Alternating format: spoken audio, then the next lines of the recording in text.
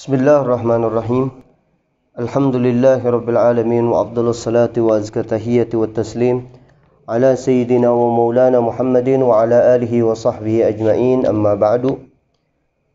Allahumma 'allimna ma yanfa'una wanfa'na bima 'allamtana wa zidna ilman wa 'amalan wa ikhlasan ya rabbal alamin.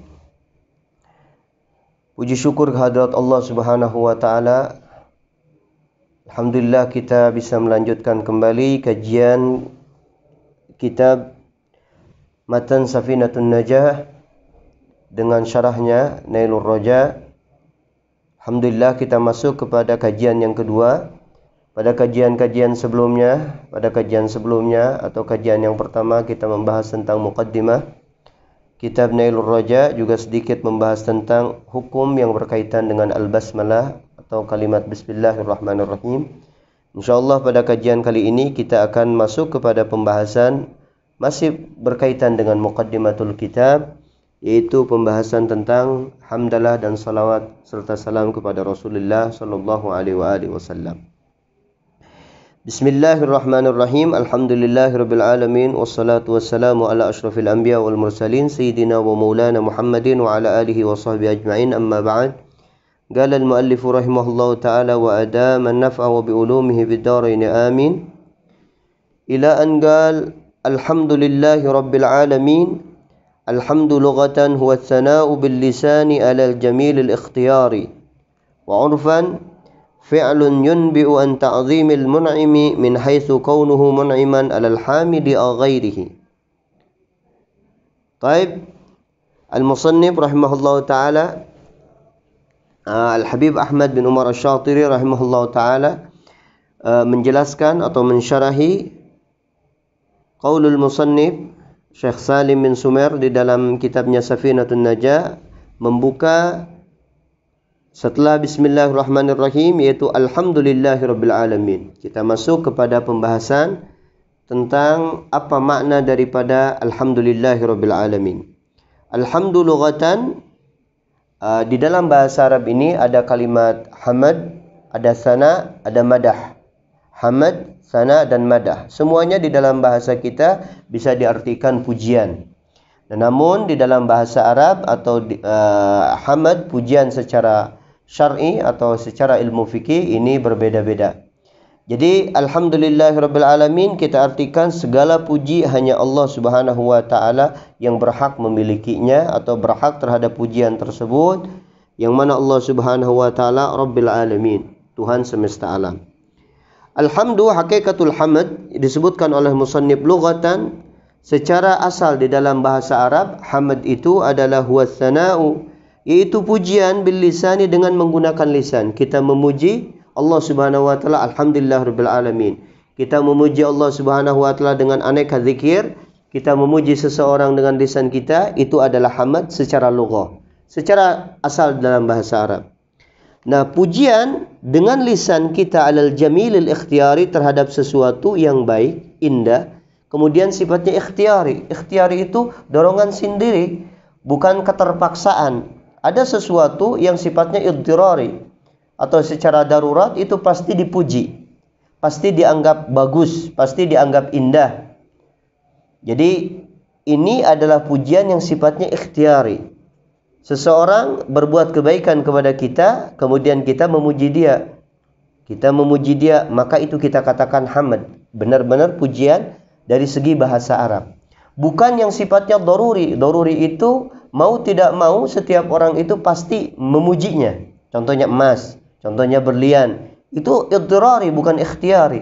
Jadi mau tidak mau ketika kita melihat emas, tanpa ada dorongan apapun, itu spontanitas, langsung kita bilang emas ini cakep, berlian ini cakep, uang ini berharga. Nah ini ucapan-ucapan kita memuji emas, memuji uang, memuji berlian, nah itu sifatnya idtirar.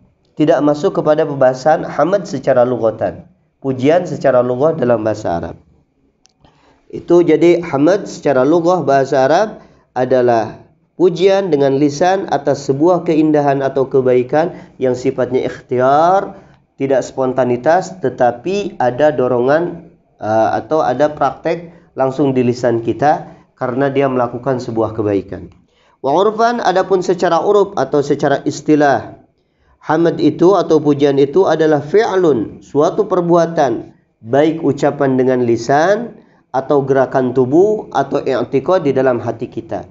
Itu pujian secara uruf atau secara istilah. Jadi hakikatnya di dalam hamd itu, pujian itu adalah semua perbuatan, baik itu dengan lisan kita, fi'lun, suatu perbuatan, baik ucapan dengan lisan, gerakan tubuh ataupun i'tiqad di dalam hati kita, yunbi'u, yang merujuk atau menunjukkan perbuatan tersebut an ta'zimil mun'imi, atas pengagungan pemberi nikmat, pemberi jasa, pemberi sebuah kenikmatan. Kita memuji Allah Subhanahu wa taala karena telah menciptakan kita, karena telah memberikan nikmat-nikmat yang banyak kepada kita. Kita ucapkan alhamdulillah, maka lisan kita itu mengucapkan hamd secara istilahi atau secara uruf. Atau kita melaksanakan salat, bentuk rasa syukur kita kepada Allah atas sebuah nikmat, maka gerakan salat kita itu juga dikatakan hamd, pujian kepada Allah. Kita bertadarruk, memohon kepada Allah Subhanahu wa taala dan bersyukur kepada Allah Subhanahu wa taala dengan hati kita, itu juga bentuk hamd, pujian kepada Allah Subhanahu wa taala. Jadi sebuah perbuatan yang menunjukkan pengagungan pemberi nikmat dari segi apa? Min haitsu kaunuhu mun'iman 'alal hamidi ghairihi, dari segi dia telah memberikan kenikmatan baik kepada si pemuji, hamid atau ghairihi, atau kepada orang lain. Kita diberikan keselamatan oleh Allah Subhanahu wa taala, misalnya terjadi kecelakaan, kita selamat, kita ucapkan alhamdulillah. Kenapa kita ucapkan alhamdulillah? Karena kita memuji Allah Subhanahu wa taala, pemberi nikmat, menyelamatkan kita yang memujinya. Atau kita memuji sebuah nikmat kepada pemberi nikmat karena memberikan kenikmatan kepada orang lain, hanya saja kita merasa diberikan nikmat tersebut. Orang tua kita diberikan kesehatan oleh Allah Subhanahu wa taala, kita ucapkan alhamdulillah atas kesehatan orang tua kita tersebut. Bukan kita yang diberi nikmat sehatnya, tetapi orang tua kita. Itu juga bentuk pujian kita. Jadi pujian atau hamd di dalam uruf atau di dalam istilah secara syar'i adalah sebuah perbuatan, baik ucapan dengan lisan, gerak-gerik anggota tubuh, perbuatan anggota tubuh atau i'tiqad di dalam hati kita yang menunjukkan pengagungan pemberi nikmat atau pemberi jasa dari segi karena dia telah memberikan nikmat tersebut baik kepada kita yang memujinya atau kepada orang lain. Nah, kita itu hamd dari lughah. Kalau lughah hanya dengan lisan saja, kalau istilah atau uruf itu semua perbuatan, baik lisan, anggota tubuh ataupun hati. Tadi ada kata-kata bahwa pujian dengan lisan atas sesuatu yang baik, yang sifatnya ikhtiari. Yang baik itu contohnya al-jamil. Apa kalimat jamil itu maknanya? Diddul qabih, lawan kata daripada buruk. Jadi keburukan berarti ini kebaikan. Contohnya al-karam. Kal-karami, seperti sifat dermawan. Jadi kita ngelihat ada orang dermawan, Z bagi-bagi uang, kita katakan Z orang dermawan. Kita puji dia dengan lisan kita. Itu perbuatan baik. Yang sifatnya ikhtiari, yang timbul daripada ikhtiar. Wan nasyu anil ikhtiar, sesuatu yang dari ikhtiar. Contohnya kedermawanan Z itu sifatnya ikhtiari. Tidak setiap orang orang mukmin berarti dermawan. Tidak, dermawan itu sifatnya ikhtiari. Dorongan setiap orang itu berbeda-beda. Ada yang melakukan, ada yang tidak. Oleh karena itu keinginan sendiri dia melakukan. Contohnya kal hilmi, seperti sifat sabar atau bijaksana. Wal karam, seperti dermawan. Ya, kita memuji kedermawanan seseorang, keberanian seseorang, kebijaksanaan seseorang, itu kita katakan adalah al-jamilul ikhtiyari, perbuatan baik, sifat baik yang sifatnya ikhtiari, dorongan sendiri. Wa yakhruju bihi ma laysa kadzalik, oleh karena itu yakhruj, keluar bihi dengan kalimat ikhtiyari, ada yang sifatnya idtirari, langsung spontanitas. Ma laysa kadzalik, yang bukan itu, bukan sifatnya ikhtiari. Maka fala yusamma ats-tsana'u alaihi hamdan. Kita memuji sesuatu yang refleks kita itu timbulnya bukan ikhtiari tetapi timbul memang itu istilahnya tabiatnya, jibillahnya, memang bawaannya, memang sifat-sifatnya seperti itu, tidak mungkin tidak. Maka ketika kita memuji benda atau seseorang tersebut, itu khulas. Itu bukan sebuah pujian. Fala yusamma ats-tsana'u alaihi hamdan, tetapi kalau kita bahasa Arabin itu dikatakan madah, bukan hamad tapi madah. Fakat contoh misalnya, mata kita bisa memandang Seseorang kemudian istilahnya kita puji, matanya memandang, maka itu sifatnya bukan apa? Bukan hamad tetapi madah. Kenapa? Karena memang mata itu fungsinya untuk melihat. Contoh istilahnya apa? Mutiara. Mutiara itu cakap, memang cakap semuanya mutiara itu. Nah itu. Jadi taqulu, engkau ucapkan misalnya di dalam bahasa Arab, madahtul lu'lu'ata ala husniha. Aku memuji mutiara karena keindahannya. Mutiara itu memang indah. Mutiara itu memang indah, bukan istilahnya mutiara itu asalnya biasa-biasa aja, kemudian timbul keindahannya, bukan. Mutiara itu, emas itu, berlian itu, memang dasarnya itu indah. Jadi kita memuji keindahan benda-benda tersebut, itu tidak dikatakan madah, tetapi tidak dikatakan hamad, tetapi dikatakan madah. Jadi kalau mau di bahasa Arabin, pakai madaha, madahtul lu'lu'ata, madahtul dhahaba, madahtul almasa. Bukan pakai hamidtu lu'lu'ata, bukan. Tapi kalau hamida yahmadu hamdan, kalimat hamad itu kita mesti pergunakan di dalam sesuatu yang sifatnya itu timbul dari keinginan sendiri, bukan timbul dari sesuatu yang bawaan. Jadi kalau istilahnya hamidtu Zaidan ala karamihi, saya memuji Zaid karena kedermawannya, pakai hamida. Itu hamad, sebab kita memuji kedermawanan yang sifatnya itu dorongan dari dirinya, bukan bawaan dirinya. Duna hamid tuha, di sini kita tidak pakai hamidtul lu'lu'ata. Taib itu alhamdu. Jadi alhamdu adalah pujian dengan lisan. Kalau lughah secara uruf itu baik dengan lisan atau anggota tubuh atau dengan hati. Nah, ada lagi syukur. Syukur kan kita kadang-kadang menunjukkan rasa syukur kita kepada Allah Subhanahu wa taala dengan mengucapkan alhamdulillah. Nah, tadi hamad itu pujian, rasa syukur itu hal yang lain. Namun antara pujian dengan syukur itu ada sisi kesamaan. Oleh karena itu disebutkan oleh musannif, walhamdul urfi huwa syukrul lughawi. Hamad al-urfi, pujian secara uruf atau secara istilah adalah rasa syukur secara lughah.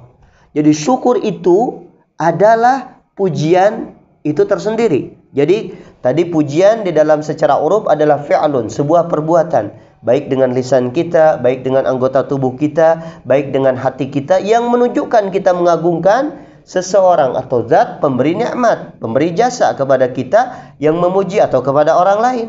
Maka syukur juga seperti itu. Li'annahu, karena syukur itu adalah fi'lun yunbi'u an ta'zimil mun'im, sebuah perbuatan, pekerjaan, kegiatan, baik dengan lisan, anggota tubuh atau dengan hati, yang menunjukkan pengagungan pemberi nikmat atau yang memberi jasanya. Dari segi min haitsu kaunuhu mun'iman, dia memberi kenikmatan ala syakir kepada seseorang yang bersyukur atau kepada orang lain. Jadi itu bentuk rasa syukur. Jadi kita sholat itu bentuk rasa syukur kita kepada Allah. Kita beriman kepada Allah, itu bentuk rasa syukur kita kepada Allah Subhanahu wa taala. Kita ngucapin, membaca Al-Qur'an, membaca tahmid, tasbih dan tahlil, itu juga rasa syukur kita kepada Allah Subhanahu wa taala, karena Allah Subhanahu wa taala memberikan nikmat kepada kita. Jadi alhamdu istilahan atau alhamdu urfan adalah syukur lughatan. Jadi syukur itu secara lugawi saja, secara lughah, secara garis besarnya memang itu. Memang istilahnya sama dengan pujian, jadi bentuk kegiatan kita menunjukkan pengagungan kepada pemberi nikmat dari segi dia memberikan nikmat kepada kita yang bersyukur atau kepada orang lain. Orang tua kita sembuh dari sakitnya, kita ucapan alhamdulillah. Itu adalah pujian, hamad secara urfan dan juga syukur secara lughatan. Baik, adapun syukur secara urfi, secara hakikatnya rasa syukur itu apa sih? Jadi syukur yang hakikat itu secara hakikatnya, secara urufnya atau secara istilahnya itu berbeda dengan secara lugawi. Apa itu? Fa huwa sarful 'abdi jami'a ma an'amallahu bihi 'alaihi fi ma khuliqa li ajli. Sarful 'abdi, mengerahkannya seorang hamba atau seorang hamba mengolah jami'a ma an'amallahu bihi 'alaihi, semua yang telah Allah karuniakan kepada dia daripada nikmat-nikmat itu, fima khuliqa li ajli, di dalam sesuatu yang mana dia diciptakan untuk suatu tujuan. Tujuan dia diciptakan. Jadi kita olah Nikmat-nikmat Allah Subhanahu wa taala, pandangan mata, pendengaran, gerakan tubuh, lisan kita, hati kita, semua kita gunakan untuk apa tujuan kita diciptakan oleh Allah Subhanahu wa taala. Mata kita pakai misalnya untuk melihat keagungan Allah Subhanahu wa taala, melihat orang-orang saleh, melihat alam semesta dengan niat tafakkur. Kemudian tangan kita bantu untuk membantu orang lain, memberikan sedekah, melakukan kegiatan-kegiatan positif. Kemudian telinga kita gunakan untuk mendengarkan nasihat, mendengarkan bacaan-bacaan Al-Quran dan Al-Hadis, pelajaran-pelajaran yang sifatnya syar'i dan yang lainnya. Itu kita gunakan itu semuanya di dalam yang mana kita oleh Allah Subhanahu wa taala diciptakan di alam semesta ini. Apa tujuannya Allah Subhanahu wa taala menciptakan manusia? Al-Imam Al-Ghazali rahimahullah ta'ala dalam kitabnya Minhajul Abidin, beliau menjelaskan bahwa tujuan penciptaan manusia ini, manusia tentunya dengan jin juga sama sederajat, adalah untuk dua perkara. Pertama untuk ilmu, kedua untuk ibadah. Jadi kita diciptakan di alam semesta ini tujuannya cuma dua, ilmu dan ibadah. Ibadah ini setelah adanya ilmu, karena ibadah itu adalah kita menyembah Allah Subhanahu wa taala, menyembah pencipta kita. Kita tidak mungkin menyembah Allah ketika kita tidak mengenal Allah. Oleh karena itu, ilmunya dahulu kita cari sehingga ketika kita mengenal, kita beribadah menghambakan diri kepada Allah, jelas kita atas dasar ilmu. Al-Imam Al-Ghazali malahan mengutip firman Allah Subhanahu wa taala tentang bahwa tujuan manusia diciptakan di alam semesta ini adalah untuk ilmu. Firman Allah Subhanahu wa taala, Allahul ladzi khalaqas sab'a samawatin wa minal ardi mislahunna yatanazzalul amru bainahunna lita'lamu annallaha ala kulli syai'in qadir wa annallaha qad ahata bikulli syai'in ilma. Itu firman Allah Subhanahu wa taala tersebut itu menunjukkan, kata Al-Imam Al-Ghazali, bahwa manusia diciptakan di alam semesta ini untuk tujuan mencari ilmu. Ilmu di sini adalah apa? Lita'lamu annallaha ala kulli syai'in qadir. Agar kalian mengetahui, berilmu bahwa sesungguhnya Allah Subhanahu wa taala itu maha kuasa atas segala sesuatu.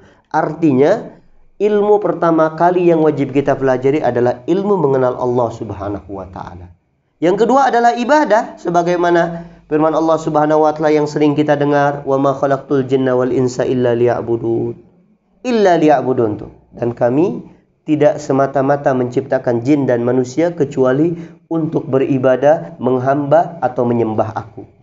Sebagian ahli tafsir mentafsirkan bahwa illa liya'budun adalah illa liya'rifuni.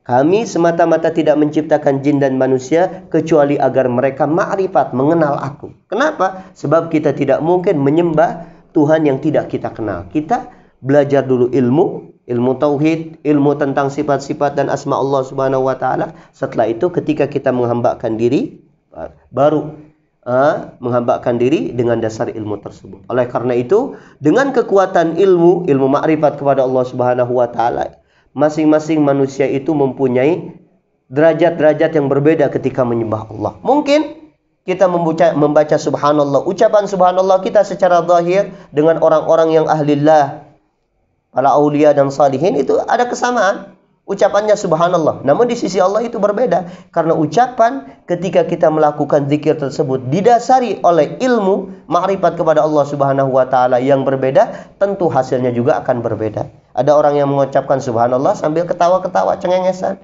Ada yang lempeng. Biasa aja ketika mengucapkan subhanallah. Ada yang mengucapkan subhanallah sambil mengeluarkan air mata.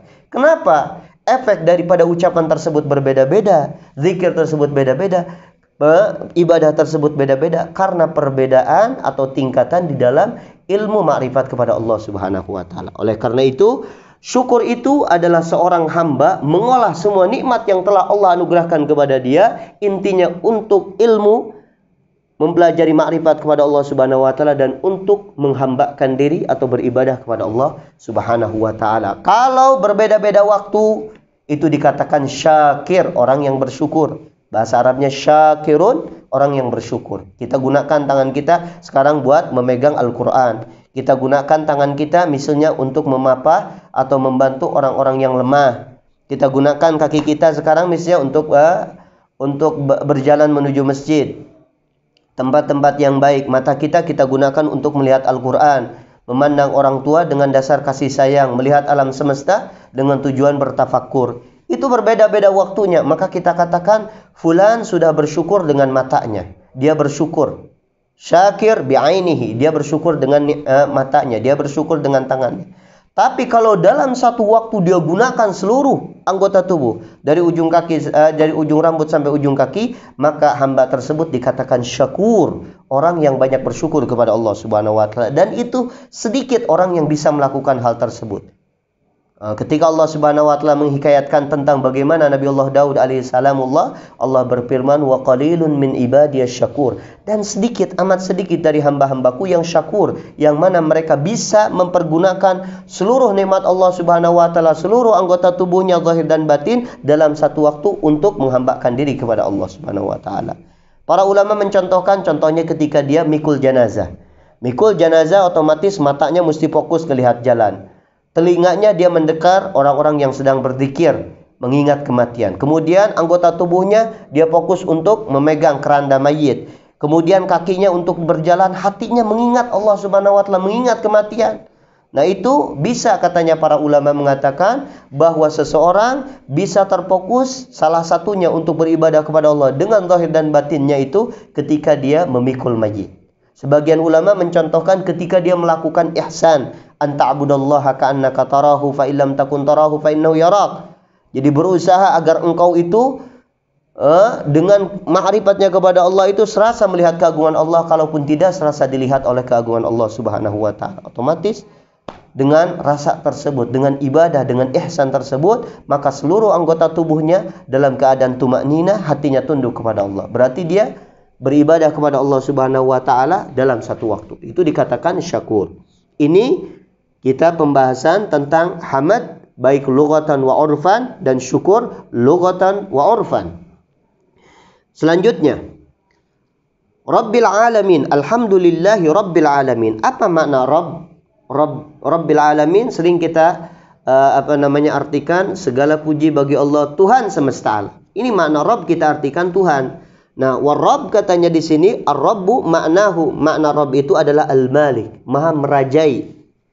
Walahu ma'anin ghairu hadza, dan Rabb itu kalimat Rabbil alamin. Rabbnya itu mempunyai makna-makna yang banyak, bukan sekedar Tuhan, bukan sekedar maha merajai, tapi ada makna-makna yang lain. Contohnya Al-Imam As-Sujai rahimahullahu taala, beliau di dalam kitab Tuhfatul Murid mengutip 3 bait. Beliau membuat gubahan 3 bait yang menunjukkan atau menyebutkan bahwa makna Rabb itu di dalam bahasa Arab itu mempunyai 15 makna. 15 makna. Walahu, Rabb itu memiliki ma'anin, makna-makna, arti-arti ghairu hadza, selain ini, selain maha merajai. Jadi boleh bisa. Apa yang disebutkan Imam Sujai? Qaribun muhitun malikun wa mudabbiru murabbin kasirul khairi wal mulilin ni'ami. Qaribun, maha dekat, Rabb itu bisa. Muhitun, yang melingkup pengetahuan Allah Subhanahu wa taala. Malikun, maha merajai. Mudabbirun, yang mengurus. Murabbin, yang merawat. Juga sama dengan mudabbir. Kasil khair, yang banyak kebaikan-kebaikannya. Wal mulilin ni'ami, yang pemberi karunia-karunia. Kemudian wa khaliquna, kemudian yang menciptakan, zat yang menciptakan. Al-ma'bud, yang disembah. Jabiru kasrina, yang yang menghibur kita ketika kita dalam keadaan gundah gulana atau dalam keadaan gelisah. Wa muslihuna, zat yang memperbaiki kerusakan kita. Wa sahibu, pemilik. Asabitul qadam. Wa jami'una, yang mengumpulkan kita. Wa sayyidu, dan tuan. Itu semuanya ada di dalam kalimat Rabb. Jadi kalau kita artikan Rabb, Tuhan semesta alam, itu betul. Yang merajai seluruh alam, itu betul. Yang memberikan nikmat untuk seluruh alam, itu juga betul. Jadi ini Rabbul Alamin, Rabbil Alamin, maknanya banyak. Hanya saja disebutkan oleh Habib Ahmad bin Umar Asy-Syatiri bahwa salah satu makna Rabb adalah Malik, maha merajai. Jadi alhamdulillahirabbil alamin, segala puji bagi Allah Subhanahu wa taala, Rabbil Alamin, yang merajai seluruh alam. Cuman al-alamin, al-alamun itu maknanya apa? Secara asal kalimat alam adalah kullu ma siwallah. Setiap makhluk kita katakan alam. alamul inis, alamul jin, alam manusia, alam jin, alam pepohonan, alam bebatuan, alam istilahnya planet-planet, alam semuanya tata surya ini dikatakan alam. Jadi kullu ma siwallah, selain Allah atau makhluk Allah dikatakan alam. Jadi secara kalimat mufrad, kalimat satunya adalah alam, kemudian di sini dijamakkan. Tapi dia mulhaq jamak mudzakkar salim. Kalau di dalam ilmu nahwu ini dia bukan termasuk jamak mudzakkar salim, hanya saja dikategorikan atau diikut sertakan secara i'rabat ini sebagaimana jamak mudzakkar salim. Nah, ini dipersempit maknanya ketika alam adalah seluruh alam ini dikatakan alam, makhluk Allah ini dikatakan alam, sedangkan alamin, alamun ini hanya mencakup kepada makhluk Allah yang berakal, yaitu humul insu wal jin wal malaikah, manusia, jin dan malaikat. Jadi yang dimaksud alamin hanya 3 alam saja, alam manusia, alam jin dan alam malaikat, atau dengan kata lain makhluk Allah Subhanahu wa taala yang berakal. Yaitu makna alhamdulillahirabbil alamin.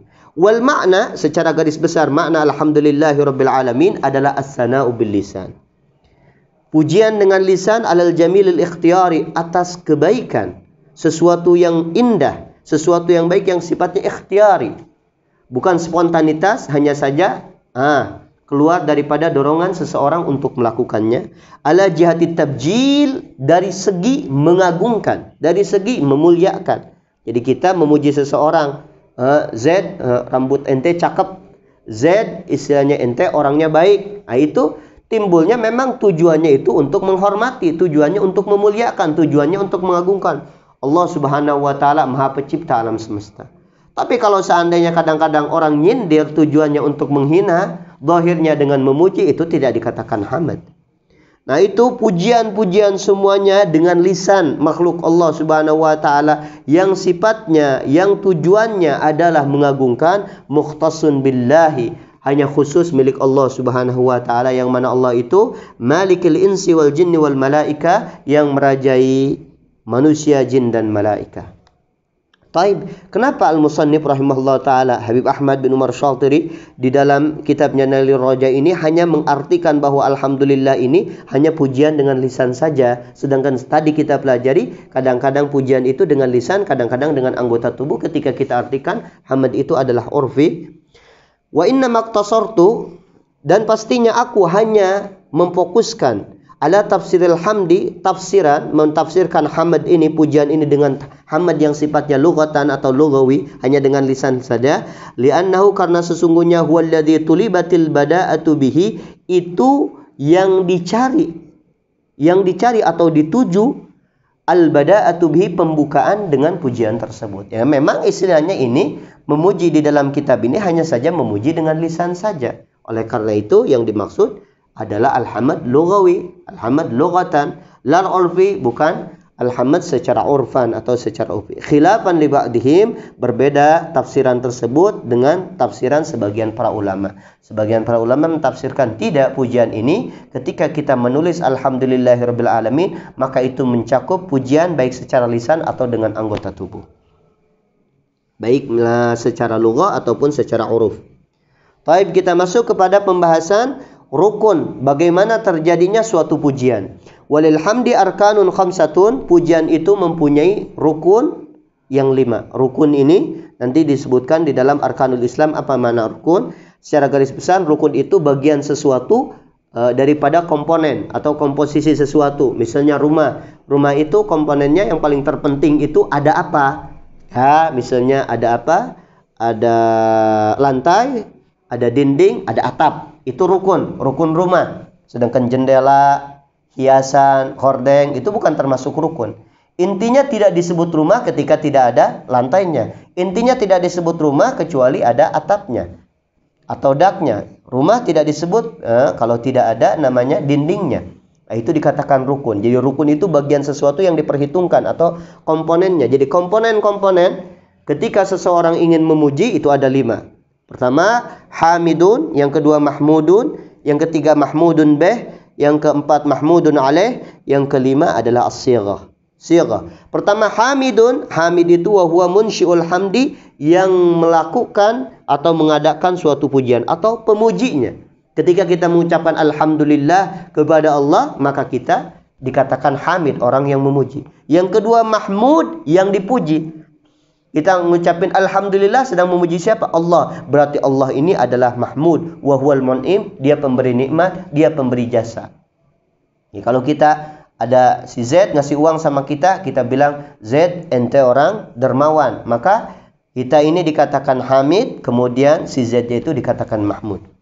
Wa mahmudun bih, kemudian istilahnya alat yang kita gunakan untuk memuji. Kalau kita dengan ucapan terima kasih atau pujian kepada Allah dengan lisan kita, maka lidah ini dikatakan mahmud bih.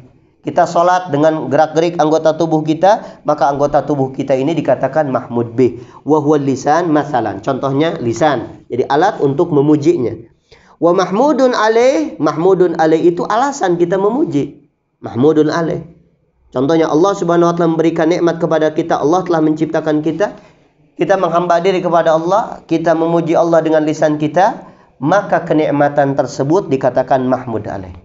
Si Z tadi kasih uang sama kita, maka pemberian uang tersebut dikatakan mahmud alaih. Wa huwa ni'mah, itu nikmat atau sebuah jasa. Wasighatun, kemudian bentuk daripada pujian tersebut. Contohnya kalau dengan lisan, kaqaulika alhamdulillah, kita memuji Allah, kita bersyukur kepada Allah, kita membaca tasbih, tahmid, tahlil dan yang lainnya, itu dikatakan sighah. Jadi bentuk ucapan daripada pujian itu tersendiri. Contohnya si Z tadi ngasih uang sama kita, kita bilang Z ente orang dermawan, Z ente orang pemberani. Dalam bahasa Arab bisa Zaidun syuja'un, Zaidun karimun. Itu bentuk sighah atau bentuk lafaz dari pujian. Jadi itu definisi daripada hamad. Kemudian rukun-rukun atau komponen daripada hamad. Kemudian ada pembagian pujian itu tersendiri. Walahu aqsamun arba'atun. Kemudian pujian atau hamad tersebut mempunyai empat pembagian. Pertama, pembagian di dalam hamad, hamdu qadimin li qadimin. Qadim itu adalah Allah, Khaliq. Qadim itu Allah Subhanahu wa taala. Jadi Allah memuji zatnya, Allah memuji diri sendiri. Hamdu qadimin li qadimin. Jadi qadim itu Khaliq, Allah Subhanahu wa taala, memuji kepada dirinya. Wa huwa hamdullahi li nafsih. Allah memujinya Allah kepada dirinya. Itu dikatakan hamdu qadimin li qadimin. Banyak Allah Subhanahu wa taala di dalam Al-Qur'an menunjukkan pujian kepada dirinya. Kaqaulihi ta'ala ni'mal maula wa ni'man nasir. Allah adalah ni'mal maula, sebaik-baiknya maula, Tuhan atau pemberi nikmat, wa ni'man nasir, dan sebaik-baiknya penolong. Kemudian yang kedua, bagian yang kedua, hamdu qadimin li hadisin. Qadim itu Khaliq, hadis itu makhluk. Jadi pujian Allah kepada makhluknya. Wa huwa hamdullahi li ba'di ibadihi, itu pujian Allah Subhanahu wa taala kepada sebagian hambanya. Kaqauli ta'ala, seperti firman Allah Subhanahu wa taala memuji Nabi Allah Ayyub alaihi salamullah, ni'mal abdu innahu awwab. Ni'mal abdu innahu awwab. Atau pujian pujian Allah Subhanahu wa taala kepada Rasulullah, laqad kana lakum fi rasulillahi uswatun hasanah. Uswatun hasanah. Allah Subhanahu wa taala telah ada pada diri Nabi SAW itu istilahnya uswatun, contoh yang terbaik. Muji. Wa ma arsalnaka illa rahmatan lil alamin. Pujian Allah Subhanahu wa taala kepada makhluknya, kepada Rasulullah, kepada para anbiya, kepada para salihin, kepada sahabat-sahabat Nabi. Muhammadur Rasulullah walladzina ma'hu asyiddau 'alal kuffari ruhama'u bainahum. Itu pujian Allah Subhanahu wa taala kepada para sahabat. Jadi banyak sekali pujian-pujian Allah Subhanahu wa taala kepada makhluknya. Itu dikatakan hamdu qadimin li hadisin. Ada bagian ketiga yaitu hamdu hadisin li qadimin. Ini yang paling terbanyak, pujian makhluk kepada Tuhannya. Hamduna lillahi azza wajal. Pujian kita sebagai makhluk kepada Allah azza wajal, kita ucapkan alhamdulillah. Allah Ghafur, Allah Rahman, Allah Maha Rahim, dan segala. Bahkan semua bentuk amal ibadah kita, hakikatnya kita sedang memuji Allah Subhanahu wa taala. Yang terakhir adalah hamdu hadisin li hadisin, pujian makhluk kepada makhluk yang lainnya. Itu banyak. Hamdu ba'dina li ba'din. Hamdu ba'dina li ba'din, pujian sebagian daripada kita manusia makhluk li ba'din kepada yang lainnya. Qaulika ni'mar rajulu Zaidun, kita puji misalnya Zaid, sebaik-baiknya orang itu adalah Zaid. orang kayak Z nggak ada misalnya. Pujian Rasulullah SAW kepada para sahabat, pujian sahabat kepada Rasulullah, pujian sahabat kepada sahabat yang lainnya, pujian orang soleh kepada orang soleh yang lainnya. Banyak sekali pujian-pujian. Rasulullah SAW bersabda kepada Sayyidina Ali bin Abi Thalib, "Ana Madinatul Ilm wa Aliyun babuha." Itu bentuk pujian Rasulullah kepada Sayyidina Ali bin Abi Thalib. Kata. Dan masih banyak contoh-contoh pujian yang lainnya. Itu pujian. Berarti udah 3 definisi hamad, pujian, kemudian komponen pujian, kemudian pembagian pujian. Setelah itu kita membahas tentang kalimat yang selanjutnya, wabihi nasta'inu ala umurid dunya waddin. Wabihi hanya kepada Allah. Nasta'inu kami memohon pertolongan ala umurid dunya atas perkara-perkara atau urusan-urusan dunia waddin dan urusan-urusan agama. Alha di dalam wabihi itu aidatun ala lafzil jalalah kepada lafaz Allah. Jadi wabillahi, wabihi ini wabillahi dan hanya kepada Allah. Nasta'inu, apa makna nasta'in? Natlubul aun, kami memohon pertolongan. Jadi hanya kepada Allah kami memohon pertolongan. Ala umuri, apa itu umur? Wa makna umur ahwal. Jadi keadaan, urusan, masalah-masalah. Kita memohon hanya kepada Allah Subhanahu wa taala. Apakah itu dunia, apakah itu agama, usaha kita, hidup kita, kemudian termasuk urusan agama kita, salat kita, puasa kita, haji kita, muamalah kita dan yang lain. Kita hanya memohon pertolongan kepada Allah Subhanahu wa taala. Taib di sini kalau urusan dunia udah jelas. Di sini ada ad-din. Din itu suka kita artikan agama. Apa makna din hakikatnya? Wad-dinu lughatan. Din itu secara bahasa, di dalam bahasa Arab kalimat din itu boleh at-ta'ah. Jadi ketaatan boleh kita katakan ad-din, ketaatan. Ad-din juga boleh kita katakan al-ibadah, ibadah. Wal jaza juga balasan atau pahala, itu kita katakan ad-din. Jadi din di sini secara lughah bahasa Arab itu maknanya ada 3, ketaatan, ibadah dan pahala atau balasan. Adapun secara syariat, secara syar'i, secara hakikatnya ad-din atau agama itu apa sih? Wa syar'an ma syara'ahu Allahu ala lisani nabiyhi minal ahkam. Sesuatu yang Allah jelaskan, yang Allah syariatkan kepada hal tersebut ala lisani nabihi, lewat lisan nabinya, minal ahkami, daripada hukum-hukum. Jadi apa yang sudah dijelaskan oleh Allah lewat lisan nabinya atau Allah tetapkan lewat lisan nabinya, itulah yang dikatakan agama. Apa sih agama itu? Yang diajarkan Rasulullah dan itu wahyu dari Allah Subhanahu wa taala. Dan semuanya yang dilakukan oleh Rasulullah SAW adalah bentuk daripada wahyu Allah Subhanahu wa taala. Rasulullah salat, berarti itu agama. Kenapa? Sebab beliau menjelaskan apa yang telah Allah perintahkan. Rasulullah bersabda, memerintahkan, melarang, maka itulah agama. Kenapa? Sebab itu adalah bentuk daripada penjelasan Rasulullah yang diperintahkan oleh Allah Subhanahu wa taala untuk dijelaskan kepada umat manusia. Itu yang dikatakan din, agama. Ma syara'ahullahu ala lisani nabi minal ahkam, sesuatu yang dijelaskan oleh Allah Subhanahu wa taala lewat lisan nabinya daripada hukum-hukum yang menyangkut hukum-hukum saja. Ini boleh, ini apakah ini boleh, apakah ini tidak boleh. Apa hukumnya ini, apa hukumnya itu. Itu dikatakan berarti syariat atau din. Wa yuradifuhu, dan persamaan katanya atau menyamai kepada kata din itu syar'an, secara syara ada al-Islam dan syariah. Boleh kita katakan din, saya mempunyai agama. Islam juga begitu juga. Islam juga sama, adalah agama itu tersendiri. Syariat juga begitu, agama tersendiri. Jadi syariat itu adalah agama. Islam itu adalah agama. Din juga itu agama. Sama semuanya. Sesuatu yang telah dijelaskan oleh Rasulullah SAW dari perintah Allah Subhanahu wa taala yang menyangkut tentang hukum.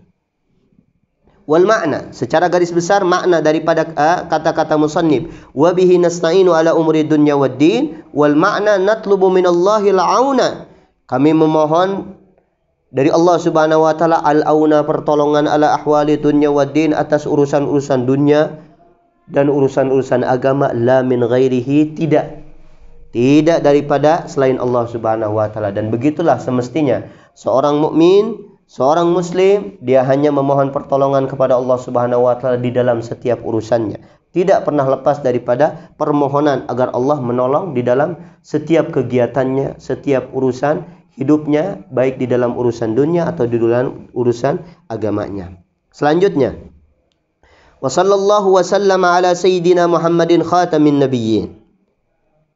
Dan semoga Allah Subhanahu wa taala mencurahkan rahmat dan salamnya kepada penghulu kami Nabi besar Muhammad. Beliau adalah penutup para nabi. Baik, kita ini menjelaskan tentang satu persatu dari makna kalamul musannif. As-salatu makna salat. Jadi wa sallallahu, semoga Allah menurunkan salat. Apa itu salat? Hiyal atfu. Asalnya salah itu adalah sallallahu, kita atap. Atap itu rasa kasih, rasa sayang. Semoga Allah memberikan kasih sayang. Hanya saja beda bentuk solawat itu atau bentuk solat atau solawat. Kalau dari Allah kan kita memohon solawat kepada Allah. Semoga Allah menurunkan solawat. Apa yang dimaksud solawat dari Allah? Kalau dari Allah itu bentuknya rahmah. Jadi wasallallahu, semoga Allah menurunkan rahmah. Rahmatun itu rahmah. Kemudian au minal malaikati. Kemarin kita di dalam pelajaran yang sebelumnya sudah bahas rahmah ya. Rahmah yang berkaitan dengan asma Allah Rahman dan Rahim. Kemudian kita tidak ulangi lagi di sini, silahkan itu diulang kembali pada pelajaran yang sebelumnya. Au minal malaikati, atau dari malaikat. Dari malaikat. Apa contohnya? Contohnya banyak sekali di dalam hadis. Contohnya orang kalau seandainya menunggu sholat, kemudian melaksanakan sholat berjamaah, kemudian setelah sholat berjamaah dia tidak istilahnya apa? Tidak berpindah dari tempatnya, tetap dia berzikir kepada Allah Subhanahu wa taala, maka salat alaihil malaikah. Malaikat menurunkan salawat atau salat kepada hamba tersebut. Apa yang dimaksud salat? Salat daripada malaikat itu bentuknya adalah istighfar. Jadi malaikat memohonkan ampunan kepada hamba tersebut atau untuk hamba tersebut. Jadi salatul malaikah, salawat malaikat atau salatnya malaikat itu adalah bentuknya istighfar, permohonan ampun. Jadi malaikat mengucapkan salat atau salawat kepada seorang hamba artinya memohonkan ampunan kepada Allah Subhanahu wa taala untuk hamba tersebut. Au minal adamin, atau minal adamin, daripada adami.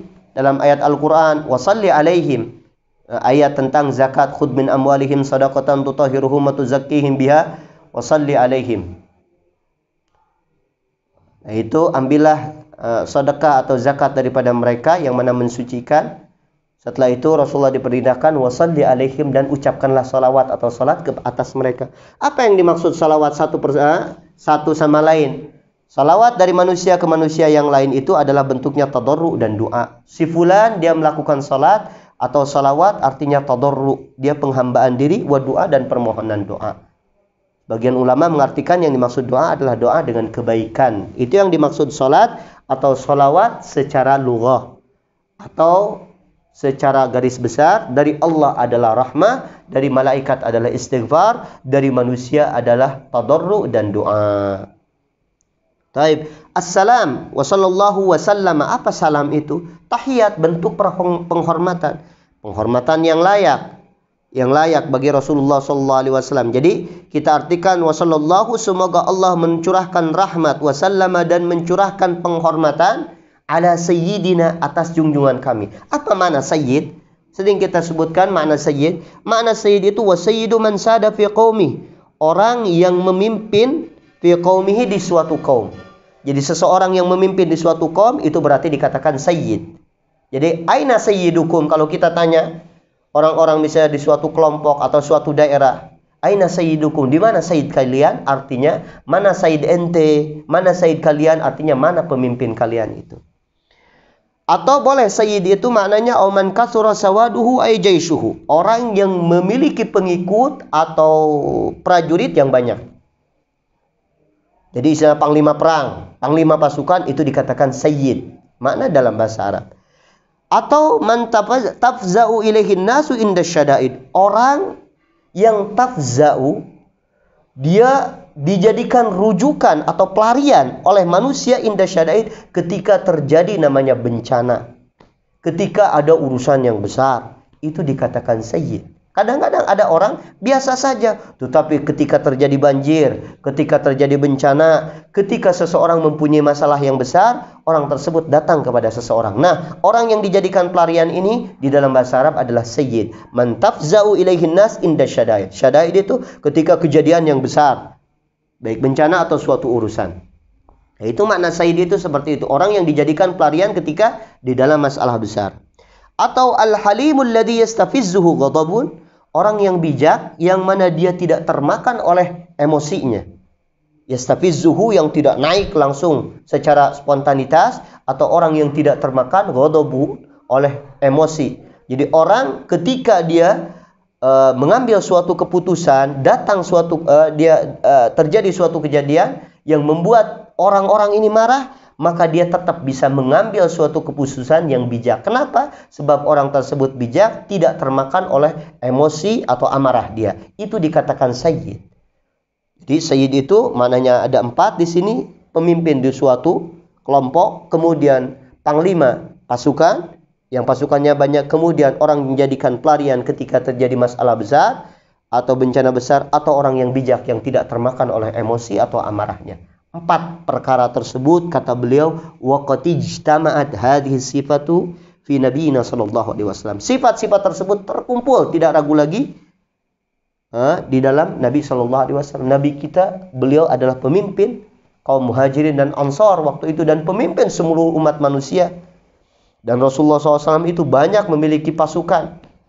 Rasulullah SAW itu juga menjadi pelarian ketika orang-orang di dalam masalah besar, termasuk kita bertawassul kepada Rasulullah SAW ketika tertimpa suatu bencana atau ujian. Dan Rasulullah SAW itu tidak pernah marah, bukan pada tempatnya. Artinya beliau itu mengambil kesimpulan, mengambil suatu keputusan di depan umatnya, di depan para sahabatnya, itu tidak lewat emosi.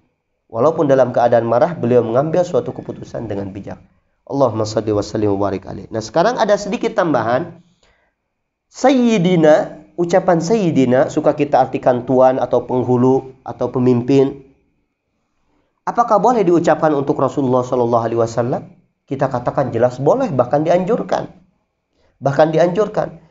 Kalau Allah Subhanahu wa taala menyebutkan beberapa nabi, contohnya Nabi Yahya alaihissalamullah dengan kata-kata sayyid, kata-kata sayyid, wa sayyidan dalam Al-Quran buat Nabi Allah Yahya.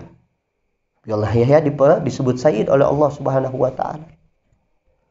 Atau Rasulullah SAW bersabda, ana sayyidu waladi Adam wala fakhr, aku adalah sayyid seluruh umat manusia, wala fakhr, dan itu bukan timbul dari bangga, tetapi bentuk hadis binikmat Rasulullah SAW. Atau Rasulullah SAW juga pernah memanggil seseorang dengan sayyid. Contohnya Sayyidina Sa'ad. Sayyidina Sa'ad, kata Rasulullah SAW ketika beliau datang dalam keadaan sakit, Rasulullah berkumpul dengan para sahabatnya di masjid karena waktu itu ingin mengambil suatu keputusan yang penting. Dan Sayyidina Sa'ad, beliau itu termasuk Sayyidul Qaum, Sayyidul Ansar waktu itu.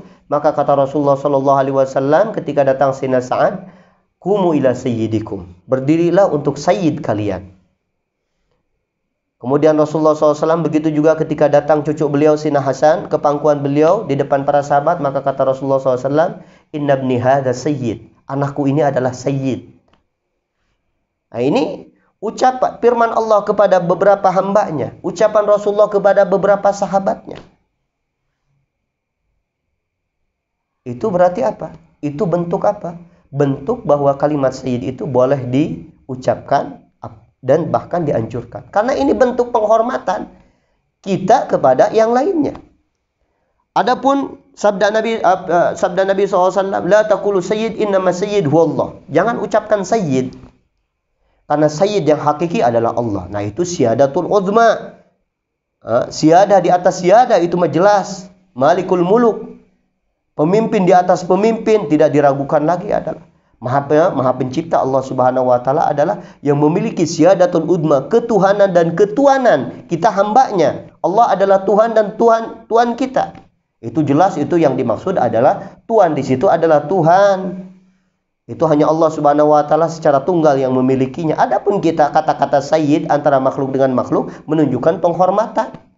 Kita manggil ada orang sayyid, ya sayyid, itu nggak masalah, bentuk penghormatan kita. Sebagaimana kita, seseorang kadang-kadang memiliki titel atau dihormati di sisi kita, kita panggil tidak langsung dengan namanya, tetapi dengan panggilan-panggilan yang sopan, panggilan-panggilan penghormatan, pemuliaan. Itu diperbolehkan, kalimat sayyid itu bahkan dianjurkan. Kemudian, wa Muhammadun, nama besar Nabi Muhammad itu yuqalu fil asli man kasura hamdun nasi lahu. Yuqalu diucapkan fil asli secara asal kalimat Muhammad itu liman kasura hamdun nasi lahu, bagi seseorang yang banyak pujian manusia kepada dia. Jadi kalimat Muhammad itu adalah isim maf'ul daripada hamada yuhammidu tahmidan, banyak memuji. Jadi orang yang banyak dipuji oleh manusia karena likasrati khisalihil hamidah, karena banyaknya apa? Banyaknya perkara-perkara atau peringai atau sifat-sifat baik pada diri dia. Wa huwa huna, di sini yang dimaksud Muhammad alamun, nama ala nabiyina sallallahu alaihi wasallam, atas nabi besar Muhammad sallallahu alaihi wasallam, nabi kita sallallahu alaihi wasallam. Ini alam, nama buat Rasulullah sallallahu alaihi wasallam adalah Muhammad. Yang memberikan nama beliau adalah kakek beliau Abdul Muttalib. Satu riwayat yang memberikan nama beliau adalah Sayyidah Aminah, ibunda beliau. Al-muhim di sini bahwa makna Muhammad itu adalah seseorang yang banyak dipuji-puji oleh manusia karena banyak kebaikan atau sifat-sifat terpuji pada dirinya, otomatis layak dipuji. Itu makna wa sallallahu wasallam ala sayyidina Muhammad khatamun nabiyyin. Apa itu dengan yang dimaksud dengan nabiyyin? Khatam, pertama khatim atau khatam itu bisighat ismil fa'il, dengan sighahnya isim fa'il, fa'ilun khatimun. Apa artinya khatim? Bimana mutammim, yang menyempurnakan. Khatimin nabiyyin artinya Rasulullah adalah penyempurna para nabi. Fama'nahu huna mutammimu jami'il anbiya, artinya Rasulullah adalah penyempurna seluruh para nabi. Fala tabtadi'u nubuwwatu nabiyyin ba'dahu, maka tidak akan dimula, tidak akan ada lagi kenabian seorang nabi setelah beliau. Jadi Rasulullah, kerasulan itu, kenabian itu sudah sempurna dengan datangnya Rasulullah. Sudah disempurnakan oleh Rasulullah, maka tidak ada nabi lagi selain Rasulullah setelahnya. Boleh juga dibacanya wa yajuzu an yakuna bi fathit ta. Boleh dengan difatahkan taknya khatamun nabiyyin. Kama quri'a bihi ay ka'alatil khatmi, seperti stempel, alat untuk menyetempel. Artinya udah beres, sekarang udah distempel para nabi ini oleh Rasulullah SAW, artinya sudah tidak ada nabi. Penutup, udah ditutup, nanti distempel. Ibarat kalau surat ini udah beres, dicatat, udah beres, diperiksa, setelah itu ditutup, kemudian ditutup oleh stempel, segel, sehingga tidak bisa lagi dibuka lagi untuk ditambah-tambahin, untuk direvisi, tidak. Sebagaimana para nabi sudah disegel, sudah dikhatam, sudah dicap oleh Rasulullah, sehingga tidak ada lagi catatan para nabi di dalamnya. Kemudian khatamin nabiyyin, apa yang dimaksud nabiyun? Jam'u nabiyyin, jamak daripada nabi. Nabi itu apa? Nabi itu secara bahasa mushtaqnya itu, istiqaqnya pengambilan kata itu boleh dari nabwah, boleh dari naba. Jadi boleh nabiyun, boleh nabiun. Secara bahasa ini boleh nabiyun atau nabiun. Kalau nabiyun itu dari nabwah, tempat yang tinggi, karena nabi itu derajatnya tinggi. Nabwah itu tempat tinggi. Oleh karena itu kita pakai kalimatnya nabiyun, pakai ya. Wawunya ditukar dengan ya. Atau dari nabiun, nabiun. Ujungnya hamzah. Diambil dari naba. Naba itu adalah kabar, kabar yang besar. Sebab Rasulullah SAW itu dapat kabar dari Allah Subhanahu wa Ta'ala yang berbentuk wahyu. Kemudian Rasulullah memberikan kabar dulu tersebut kepada umatnya. Amma yatasaalun anin naba'il azim.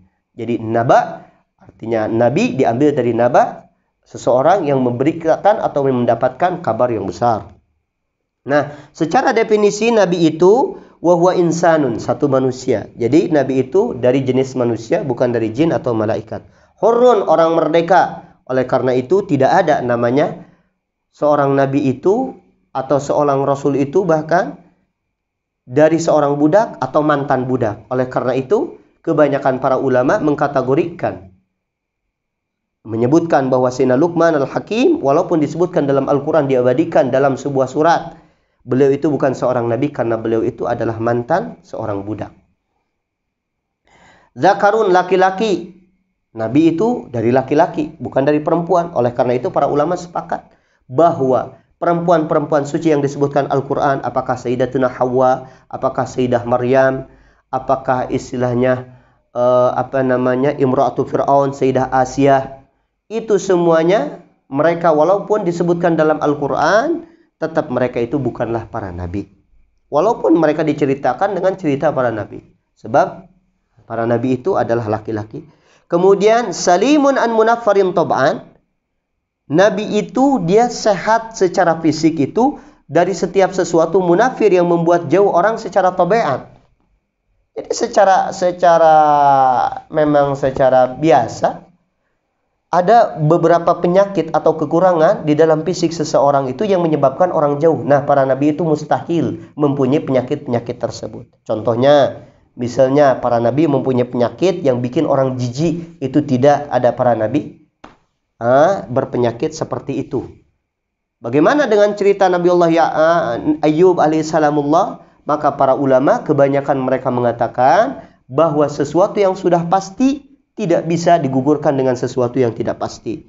Yang sudah pasti menjaga kehormatan para nabi, artinya para nabi dijaga kehormatannya oleh Allah Subhanahu wa taala, tidak berpenyakit seperti itu adalah sesuatu yang pasti. Adapun cerita-cerita tersebut adalah cerita Israiliyat yang sifatnya tidak pasti.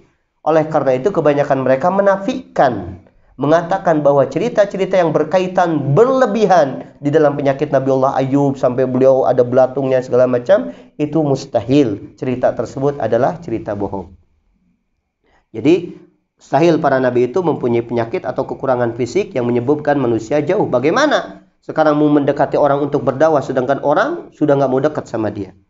Wan dana ati abin, dan mereka itu selamat. Itu tidak mungkin mereka mempunyai dana ati abin. Apa abin? Orang tua, bapak yang mempunyai pekerjaan yang hina.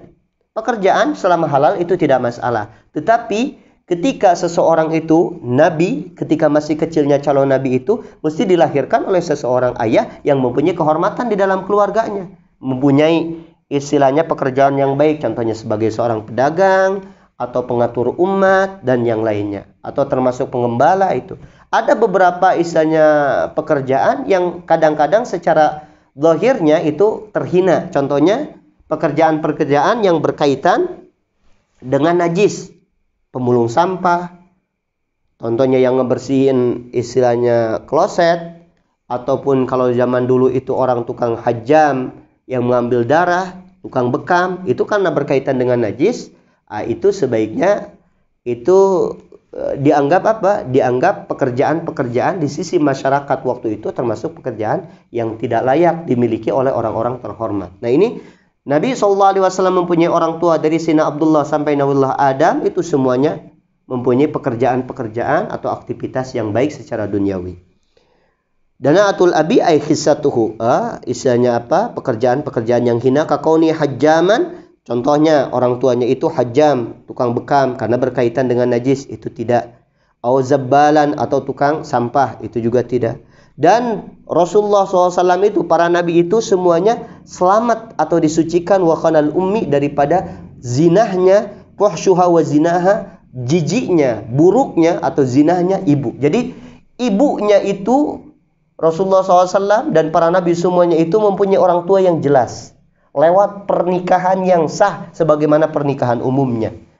Jadi tidak ada nabi yang mempunyai atau dilahirkan daripada seorang ibu yang berzinah. Na'udzubillah.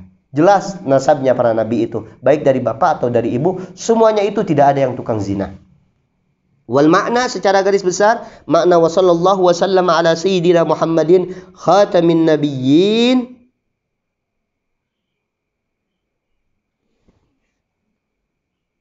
Oh, tadi kelewat ya.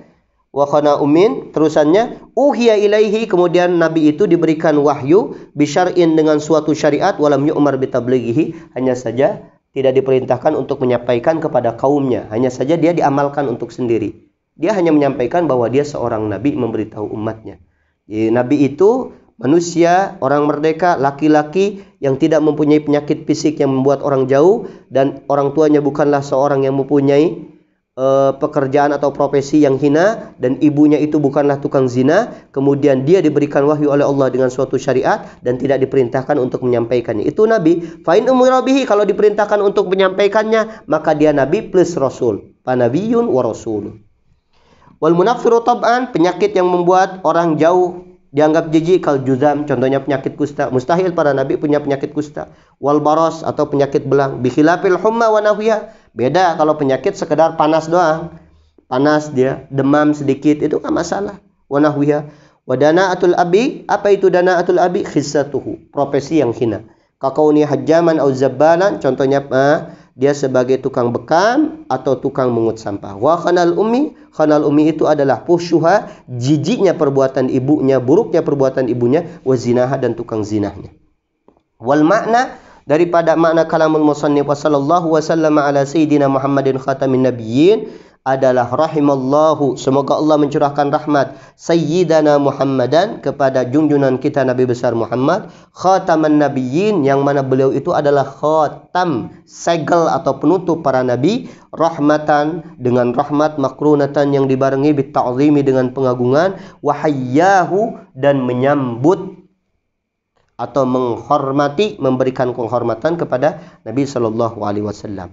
Wa qala al-Imam Rafi'i, Imam Rafi'i berkata, innal makna di dalam salawat kepada Nabi itu adalah azzamallahu Muhammadan fid dunya bi'i'la'i dzikrihi.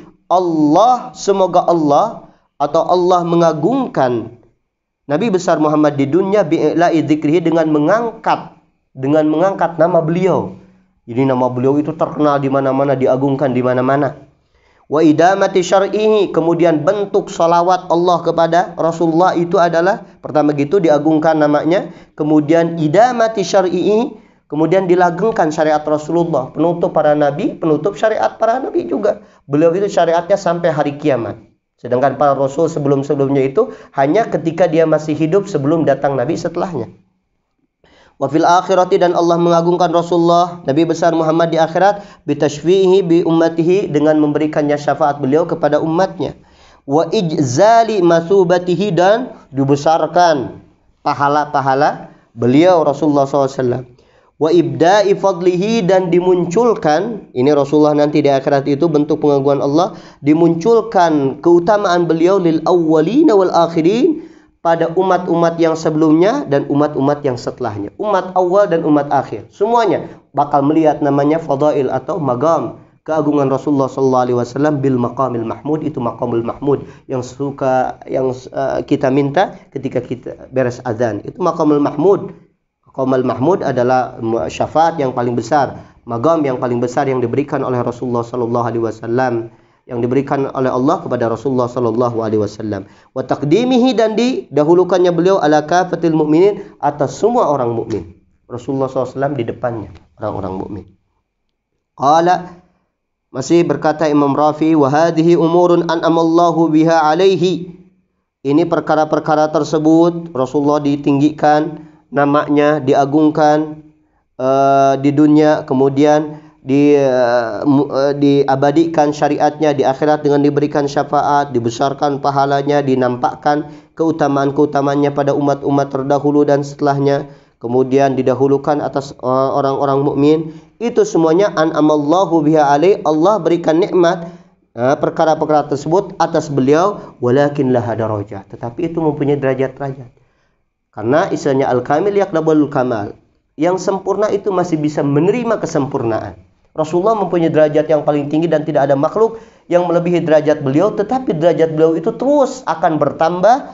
Qad yaziduhallah wa qad yaziduhallahu ta'ala, ditambahkan oleh Allah Subhanahu wa taala derajat-derajat keutamaan Rasulullah itu bidu'ail musallin, dengan doa-doanya orang yang bersalawat kepada beliau. Artinya begini, masalahnya begini.